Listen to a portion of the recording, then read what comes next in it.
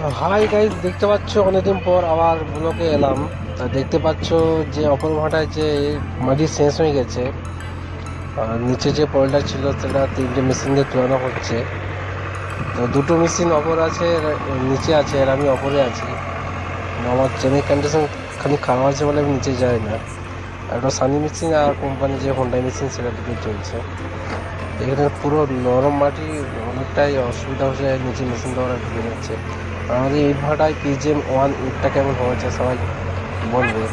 এখানে দুর্দান্ত ইট বার হচ্ছে, আমার কিন্তু 1 নম্বর ইট এটা।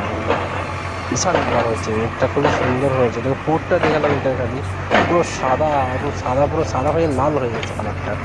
তাই ইটটা এখানে ভালো বার হয়েছে। যারা ইট কিনতে ইচ্ছুক হাওড়ার অন্তর আশেপাশের মধ্যে, তারা PGM ভাড়ায় চলে আসবেন। হাওড়া PGM ভাড়া, বাবলু ভাই কি মান্নান বাবু ভাড়া।